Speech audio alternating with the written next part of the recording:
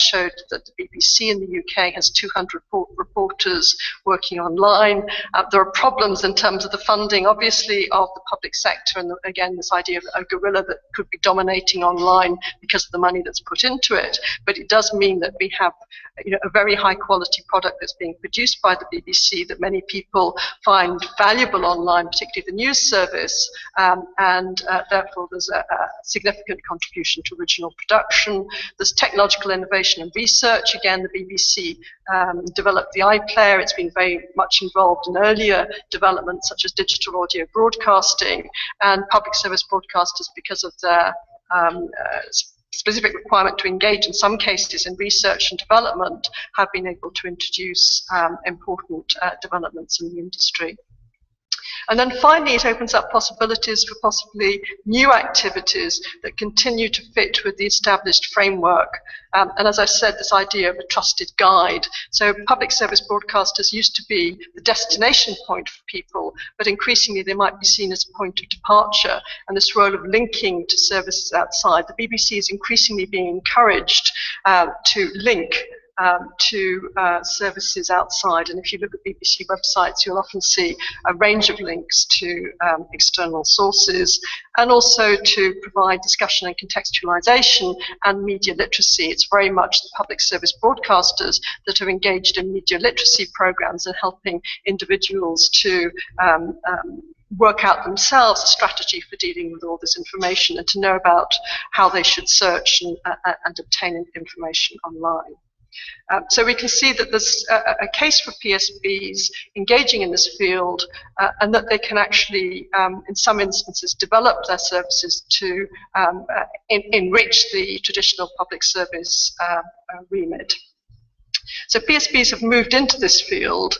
The question is this possibly legitimate, and where do we set the boundaries? If again you look at the BBC and you look at the remit for online, we can see that the remit says that they're to engage in a distinctive online content and distinctive propositions. They're to give greater choice and control for the audience as to how they consume BBC content. They're to develop a deeper relationship with license fee payers and strengthen the BBC's public accountability. But it also says right at the start, the service should at all times balance the potential for creating public value against the risk of negative market impact. So it's very much recognised, even within the BBC itself, there is this concern about negative impact if it develops too strongly online.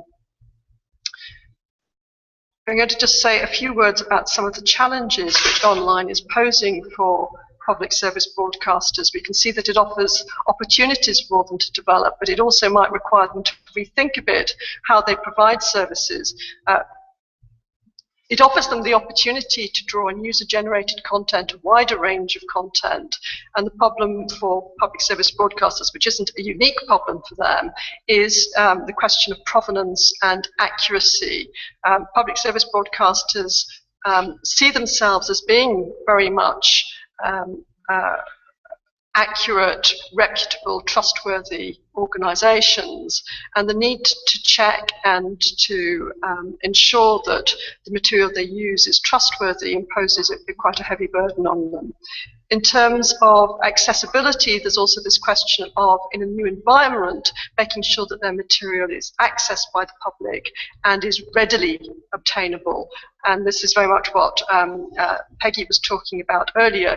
BBC has actually engaged quite a bit in thinking about how it can optimize search results, embedding metadata in its programs, so that if you're trying to link using a search engine or whatever, you're more likely to find the program or the recipe or the material that you want.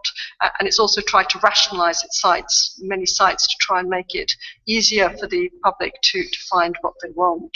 The other problem, I think, is impartiality. If you're going to start engaging with the public, if you're going to link, do you apply impartiality criteria there? Which links do you point to? Do you try and balance them? all this becomes very, very time consuming, and there are costs entailed. So if the public service broadcasters start to move out of their comfort zone and engage with all these exciting new opportunities on the internet, there is a cost involved. And in fact, what we can see is that the BBC, although it had a period of expansion for public fora and discussion boards, has actually started to cut those back. And the estimate is that at the sort of peak of all this, the peak of their popularity in 2003 to 4, the BBC was spending over 1 million a month on moderating its message boards. It's just extraordinary. So there are sort of trade-offs in developing into this field. So difficulties and challenges, but also opportunities. In terms of the private operators, the presence of public service broadcasters obviously does pose a very significant challenge. And they also have lobbied very heavily to contain and constrain the ability for public service broadcasters to move into this field. And it's seen as particularly threatening, obviously, for the press, the printed press, which is finding it very difficult to survive at the moment, reliant on advertising. And if you're facing an organisation such as the BBC with this beautifully set out online news service, you can see that it can be seen as something that they would wish to cut back on. If you think about this from the domestic point of view, if we look at certain countries, and I'm going to look at the UK because I'm most familiar with that, you can see challenges coming from a number of different sides. We discussed earlier, and this is how I think a lot of these issues relate in and link up with this issue, that at the moment the UK is considering new media plurality rules, and Damien set out this question about whether the public service broadcasters should be brought within it. It makes perfect sense, I think, in my view, for public service broadcasters to be included if you're looking at online audiences, indeed if you're looking at the provision of services more generally, because they feed into the market and their presence has an impact on the influence and power that other operators in the market have. But I think for the reasons, again, that Damien was saying, they shouldn't be my argument, they shouldn't be actually subject to the limits because they are paid to do a particular public service, and if they are successful in it, it's not necessarily a criticism of the public service provider. It's actually doing what it's supposed to do. And it's subject to its own internal system of controls and regulation to ensure that it's actually seeking to provide the services that are set out in its charter or regulatory body. But there's certainly pressure in the UK for the BBC and public service broadcasters to be included, and the discussion of it is often rather vague, and I think there's also a suggestion that these organisations might be linked in for plurality controls. And then if you think about the dominance of the BBC again in the graphs that Damien put up earlier in the online news field, that could be very problematic from the BBC's perspective. So that's one possible cause of concern. Secondly, at the moment, the House of Commons itself is looking into the funding and future of the BBC. It's looking at the scope, the scale and the remit of the BBC, whether state funding should be distributed more widely than the BBC. And that's an interesting question. If you move online, there are more potential operators. Should funding that's been given traditionally just to one operator now be spread more widely, or should new funding be obtained in order to provide alternative forms of public service media, not necessarily through an institutional body, but by distributing it more widely among private operators bidding by tender to get contracts? And these different forms of provision of public service media have obviously been trialled in other countries. I think New Zealand and that had a system of competitive bidding in this way. So we've got a major review of the future of the BBC. Public service broadcasters themselves are aware of the pressures on them, and the BBC, in the context of the economic downturn, itself agreed to cut its revenue, I'm sure with heavy pressure from the government. And there's been a 25% cut to its online funding. So broadcasters themselves are aware that they might be exposing themselves to problems, might have overextended, and in some cases be cutting back in the online field. And also the BBC is very careful about its expansion into new areas. We have public value test, which has now been, I think, extended more widely, although not universally yet, across Europe because of the actions of the Commission, who've very much taken this up in their review of state aid. BBC was one of the early developers of a public value test, and although in general it's approved new online proposals, and when the new BBC iPlayer and digital services were being considered, they approved it, but they did require certain quite important constraints in terms of what the BBC could do. For instance, they prohibited the BBC from offering free classical music downloads because that was seen as potentially problematic for other operators in the market. And that applies even to classical music that the BBC itself has recorded, or classical music that might not be available anywhere else on the web if it's some fairly esoteric composer that you can't easily get. It's still not allowed for the BBC to provide those kinds of downloads. So there are constraints that are being operated by the public service broadcasters themselves. And then there's also the European context and the extent to which European law can either curtail or circumscribe or possibly endorse the role of public service broadcasters online. In terms of the state aid situation, at a very high level, the Commission has accepted that public service broadcasters can legitimately move into the online context. That was very clearly stated in the 2009 broadcasting communication. And it's also been clarified in some of the cases and the decisions. One of the recent ones, the Austrian one, the Commission said that the public service remit may also include services which are not programs in the conventional meaning, such as those provided via TV or radio. These other audiovisual services are, for instance, online services. Public service broadcasters may therefore use state aid to provide audiovisual services over all kinds of new distribution platforms, provided that they're providing the same democratic, social and cultural services that they did under the traditional public service remit.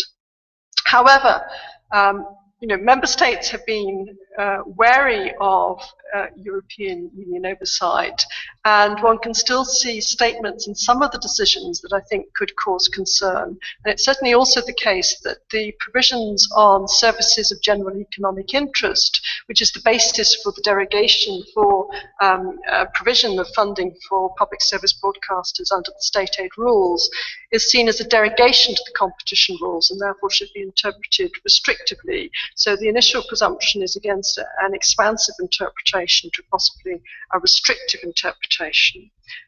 And just as I say, so that some provisions that from the public service perspective might be a matter for some concern in some of the decisions. In the Austrian case, the Commission noted in relation to the remit for online services for Austria, the current remit is so unclear that the Austrian public broadcaster could in practice offer online services whose value for satisfying social, democratic and cultural needs of the Austrian society are highly doubtful.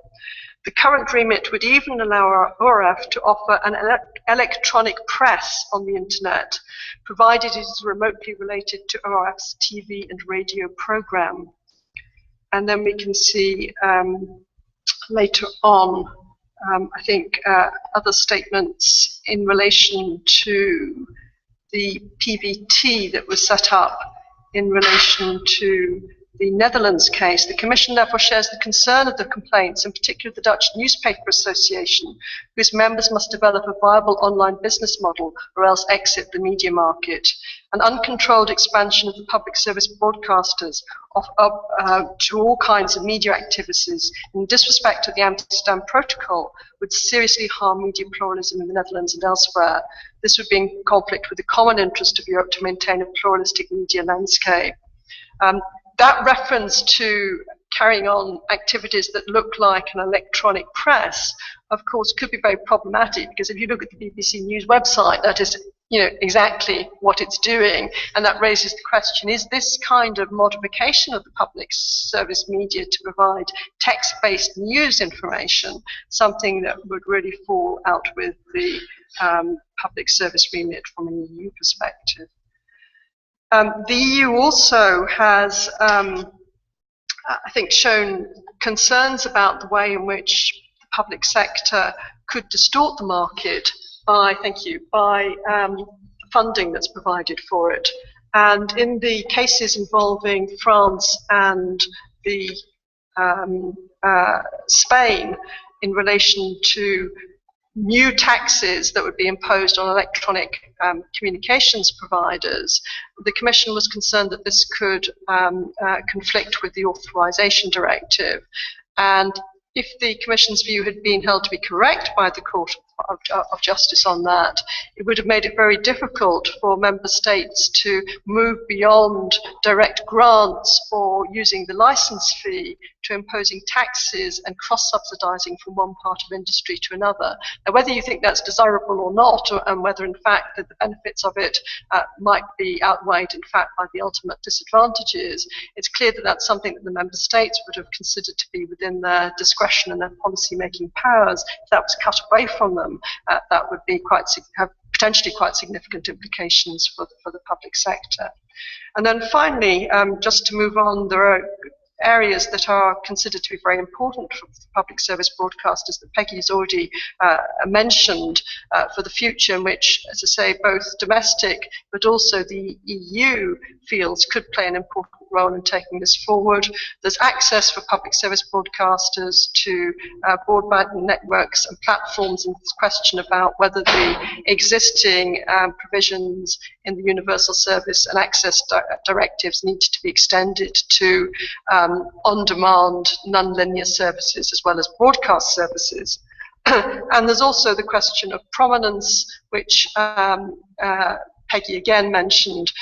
Should it be possible for member states to require public service broadcasters to be given prominence not only in EPGs but also new connected television services and the new possibly search engines that are developing in this field? And if so, how far should these obligations go? And I'll just end just with a brief and very interesting suggestion that I think might feed into the debates that lots of you have already raised. If you want to look for information on this question of prominence, there's a very recent discussion of PSB prominence in a converged media world by Robin Foster and Tom Bruton. Robin Foster, who prepared the report that Damien was talking about. And they suggest a distinct category of content gateways on which these prominence requirements for a category of public service media might be imposed. And they define these content gateways as those that give access to television-like audiovisual content that actively, and that's your point, that actively select third-party content and that design and organize their own access environment through which users gain access to content. So they have their own sort of portal or whatever, which is enabling you to then go on and gain access. Plus, they say there must be a certain threshold, so there must be a certain audience size, and it might also be required for certain sort of public qualities or public need to be taken into account.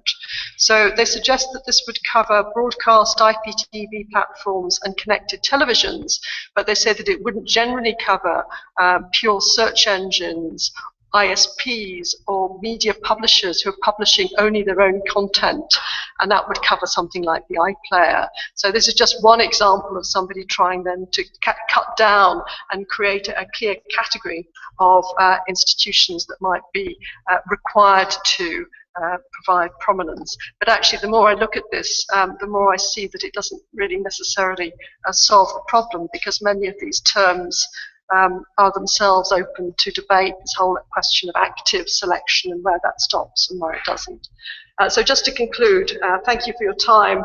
I think this is going to go on as a debate for a long time, the role of public service broadcasters, but I would argue that they do have a place to play, maybe a different place in the future, that there should still be one aspect of plurality in the age of the internet.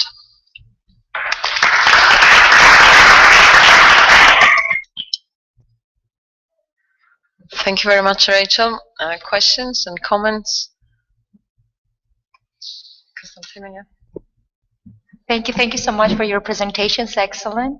I have a couple of questions. The first one to Peggy Valke.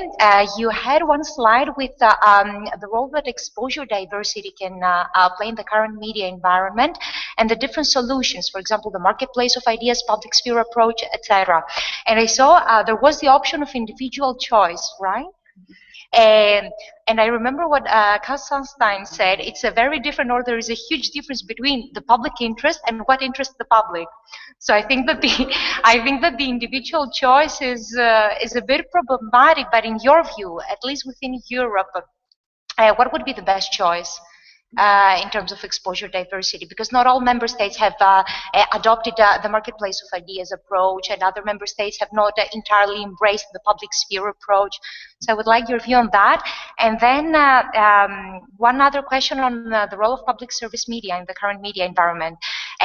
Because my view is that on the one hand, we have mission creeps within the domestic spheres, and on the other hand, we have the Commission which pushes for a market failure approach. And we saw that, for example, from the way it devised the Amsterdam or the public value test, and in accordance with the BBC public value test, it has the market impact assessment. And a factor that needs to be taken into account when we conduct the Amsterdam test is whether the service is already provided by the market, by commercial operators. You think this is appropriate when we consider the role of public service media in general, I mean a market failure approach?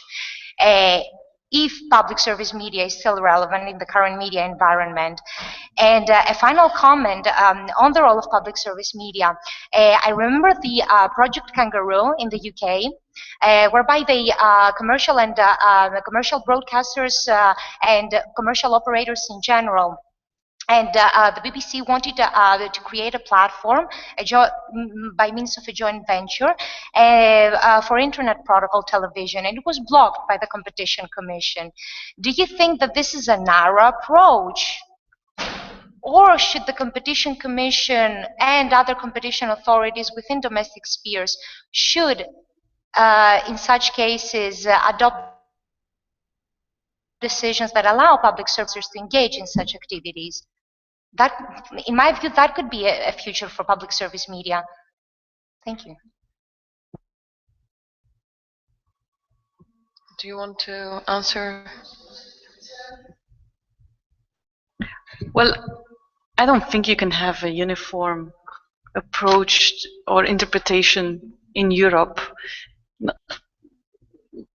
because what we experienced very clearly, to go back to what we discussed this morning in the development of the monitor, and that was also, we were warned for that by the PO of the Commission, is that you have these different views on media pluralism and on exposure diversity also within Europe. So it's not just a matter of US, that's marketplace of ideas. Europe is more about the public sphere. So we were asked to develop something that would be value neutral in that, from that perspective. Of course, in academic literature, or also I mean, everybody can have their own opinions on what would be the ideal. But if you start to think about it from a more pragmatic viewpoint, I think the best you can do is to avoid or tackle the risks that would threaten some ideal. And in some cases, the measures you take will be able to tackle, it sounds abstract, I know, but in some cases, measures that you adopt can tackle bottlenecks to the ideal, the various ideals, because sometimes they will overlap and sometimes they will not lead to similar measures. To give you one example, if indeed you consider media pluralism to be realized when people have free choice, then that might be achieved when there is an open market, when there are alternatives out there, when everybody has access to media outlets, and when the viewers or the listeners or the readers actually consume also that diversity.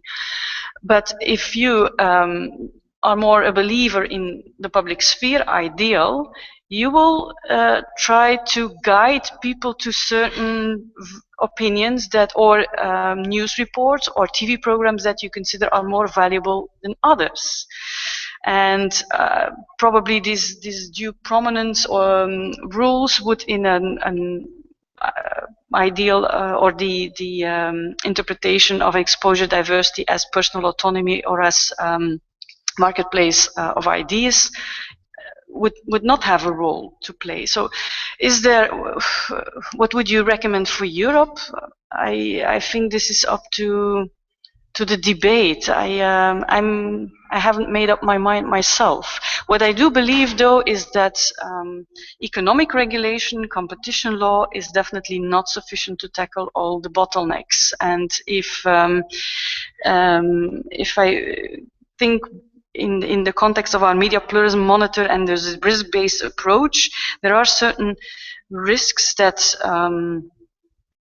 perhaps some states might be willing to take, even if there's a free and open market, and some other governments will not be willing to take, and they prefer to err on the safe side or on the side of precaution. And this is a debate which you have in all sectors. It's the same with climate change, with the use of drones or robotics, or in e-health. How much risk do you want to take as a society? And there, I don't think in this area of taking risk with regard to diversity that we have a uniform approach in Europe. I don't think so. And I wouldn't recommend it, actually, because that would undermine pluralism itself. Okay, well, thank you for those rather challenging questions that you posed me. Market failure. I think the market has to be taken into account. I mean, public service broadcasters have limited amounts of money, and it makes sense to take account of the market. And obviously, they can have a very damaging effect on certain market players. But I think market failure, certainly from the UK perspective, has never been the main rationale for public service intervention. And public service broadcasters might appear to be doing something very similar in terms of genre that you can see outside, but they could be doing it in a very different way, trying to bring up social problems or raise issues.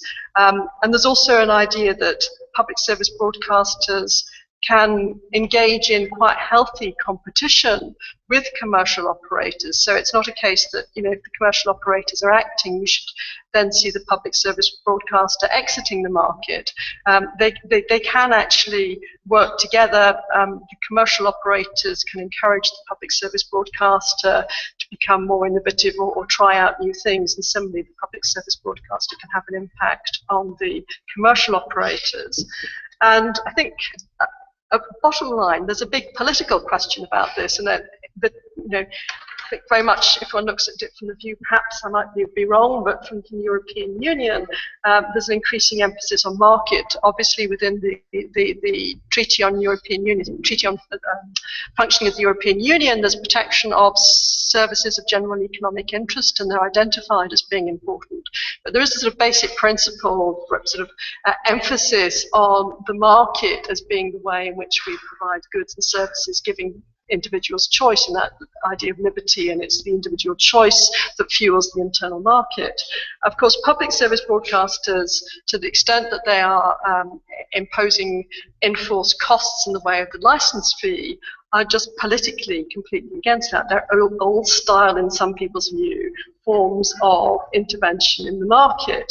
On the other hand, that form of intervention, at least in certain contexts, proves that it can produce extremely high quality, an enormous range of content, and actually, you know, what you pay for the BBC outbeats in terms of cost what you get provided by the market. Of course, there is, I understand, the sort of chicken and egg, you know, if they weren't there, would the private sector be doing better? But actually, you know, as it stands, it does look as though public service broadcasters can, in certain contexts, provide really valuable services at a low price. So I would be reluctant to see market failure as the determinant. And although it's part of the public value test, actually, within the UK system, the BBC Trust, and there's a question about whether it should be the BBC Trust or perhaps an independent body, but the BBC Trust itself then makes a decision balancing the market impact against what it sees as the public value. So there was scope, even if there is a significant impact on the market and there is provision in the market, still scope for the trust to say, well, actually, we still think we should go in there because we can provide something slightly different, or we can add a different quality to it. In terms of the kangaroo, and I'd have to look at it again, you just caught me and I haven't even sort of thought about this, but I would say that there are sort of, I think, real questions now in terms of whether the BBC should be carrying on with the kind of technological development. I mean, I can see that this kind of alliance between commercial and public service broadcasters and bringing forward new technology can be very promising, but I think the real questions about the extent to which public service broadcasters should be carrying on with that kind of research and development, and then how they exploit it at the end of the day. There's been a lot of questions about the iPlayer, whether that should be made accessible to other companies from outside, and whether the BBC wants this iPlayer to be positioned on other services, how it keeps control of that. So there's a whole series of questions that relate to this new technology. The BBC at one point was quite interested in developing its own search engine, and that was now being sort of said that they can't do anything like that. So the development of search engines has been sort of shut down. But I think there are a whole series of quite complex competition issues around that, and I don't know enough. But I know that the iPlayer is an interesting one to look at and look at. I'm sure the BBC, the search engine, would be this one, the diversity by design, that would give you the wrong suggestions. Lorena had the comment. Yeah, of course, I have to react to Peggy's presentation. First of all, my capacity to read in the morning during breakfast apparently is not only mine, but I was reading the other day. Unfortunately, I don't have it with me. One of these studies on media pluralism that was quoting a study in the UK, according to which if the average reader of newspaper read 2 newspapers, he or she visits 5 websites. So there seem to be more people that have these habits. I don't know if they do it during breakfast. Then I have several comments, but a quick question to you. You were mentioning that scarcity is what justifies regulation, including on AVMSD, or mainly, because that's what you were basically referring to. And you were defining scarcity as scarcity of channels, broadcasters, and what else did you say? I had it in my iPad, but whatever. Are you really believing that there's scarcity of channels in Europe right now? I didn't use scarcity as a justification. It's just as a reference framework to look at current measures, because you can categorize existing measures in different ways. There's a diversity chain that has been developed by Philip Napoli, and I thought this was an alternative to that, to look at what are the remedies that have been put in place. Is there like some common ground? And in a way, they all tackle forms of scarcity. But whether it's the justification for legal intervention, that's something else. It's not what I wanted to say. I would find this not very convincing to say that there's scarcity of But channels. I believe that the measures that I mentioned in the beginning, like in the analog world, they were installed because at some point there was this. That for sure. I was trying to think that to the audiovisual doesn't really match.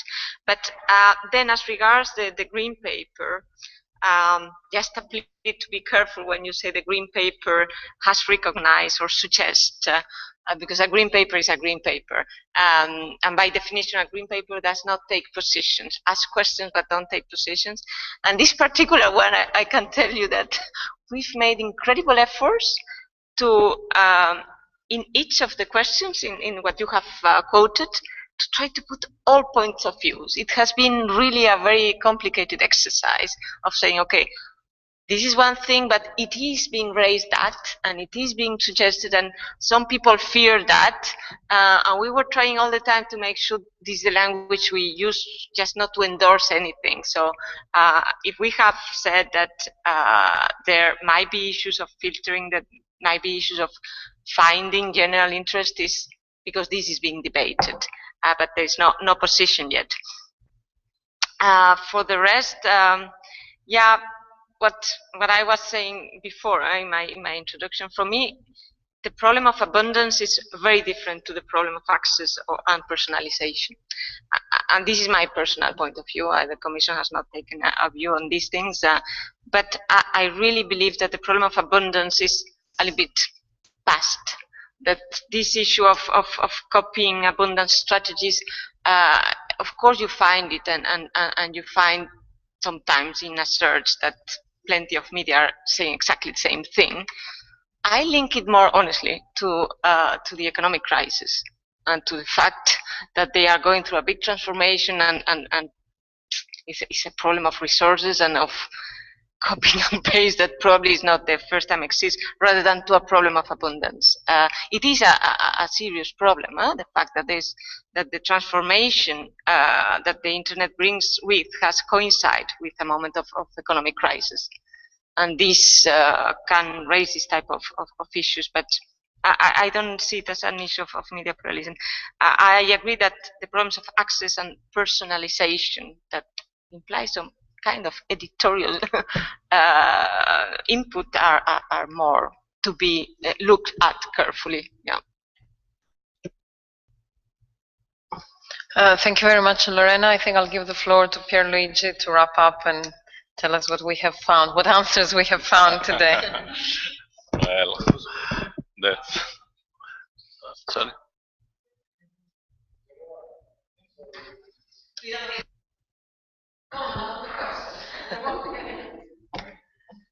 It's a question. It's really brief. I was very interested, just sort of linking through a lot of things today, to hear what Peggy would say about the process for simplifying the monitor.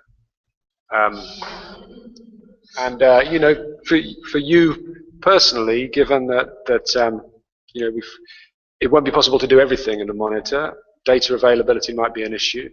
The collaboration of regulators might be an issue. How are you going to approach simplifying and applying the monitor within resource constraints? I would have said this is, you're going to talk about it in the coffee break, but there's no more coffee break. That's the problem. Okay, Peggy, a quick reaction. Yeah, just a brief answer, because well, first of all, it's not up to me to decide. It's the center who will do the analysis and decide. And secondly, I heard the suggestion this morning to perhaps limit it to new, which is actually the UK approach. And I heard that in the UK there's some criticism now in the debates that are going on in the House of Lords or House of Commons that it is only focusing on news, because that's only one aspect of media pluralism. That's the democratic goal. But we also value media pluralism for cultural development or cultural diversity and personal development. I know you have to reconcile available resources with the ideal or the utopic goals that you strive at, and if it's needed to come up with conclusive answers in some aspects, then well, let it be.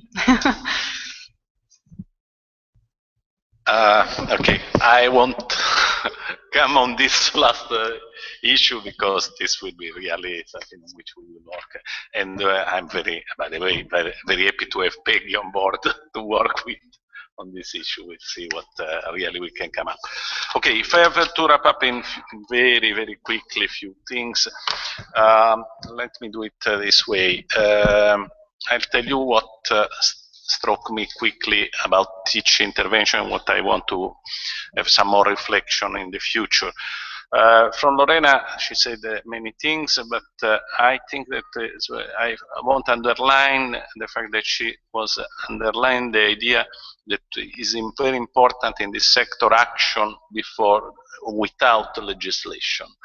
Let me say that this is something I like, but I think also that this needs some deep thought about the legislation. I think that we have to do both things, and if we do both together, we'll keep the final goals in mind, but we manage to intervene on when we are needed with all the instruments we can bring on.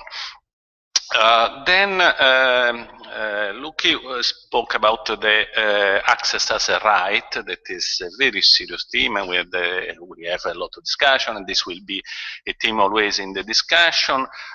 And one thing I think that should be underlined on his intervention is, in the end, a very simple thing, but very important, that access, when we are talking about internet, starts from connectivity.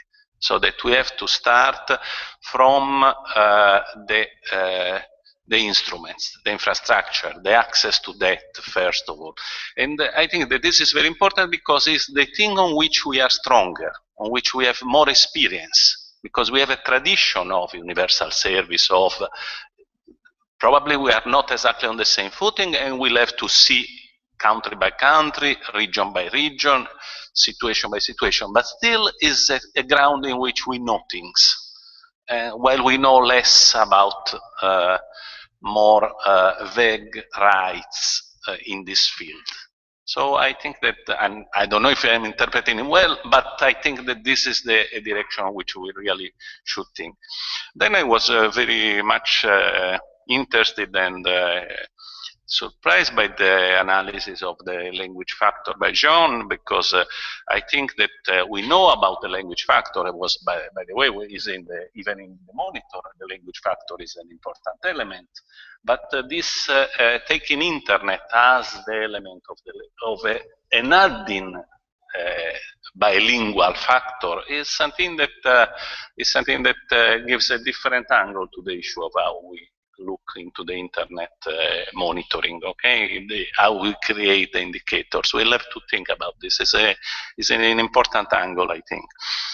On my Capello intervention, I think that there were two things I want to underline. One is that with a realistic call, she said that we have to have effective responsibility and availability of instruments that touch themselves, that stay together, because if not, we are not really able to do anything. And in this thing about being able, I really like the underline in an humble way, but a useful way, the global dimension of some of the issues that we are dealing with. So this means that there is no single regulator that can deal with it. So this means that the role of the European Commission is very important, the role of national regulators as a group is very important, and probably these are also global problem questions, as Anna can witness. Then on Filippo Donati, what I want to underline is this is a discussion we had for a long time and is with us for a few years, but this underline net neutrality, if I can interpret him as a first line of defense, if you want, in the internet world, I think that is an interesting, is still an interesting position, because I think that is a first line of defense if it's applied in a serious, rigorous way. From Tambini intervention, I think that there were several streams, but I want to underline how we also calling on the literature. It was underlined the pressure of new business model on the issue of pluralism, and why in the end this should suggest new ways to look at the problem, and to probably even is calling for a new concept like media power, something that is different from what we used to look at after before. So this is, I find this very interesting. Pollicino underlined comparing competition and pluralism, the autonomous dimension of pluralism. This is very important because we all believe that there is an autonomous dimension. We know that competition can help and can be a very important instrument, but then there is a question of the autonomous dimension. And then there was this other theme, that is the theme on which some more thinking, and some more thinking is there, but it needs to be refined also in rules, is this how to clarify this thing of active and passive intermediaries, so how we deal with intermediaries, that is a serious issue, really. Peggy, as usual, has told us a lot of very interesting things. really like this way in which she somehow, at the beginning of the morning, I was saying that scarcity, the way in which we deal with scarcity now is the new question, really. And she took this as a major issue. What is scarcity in this new context?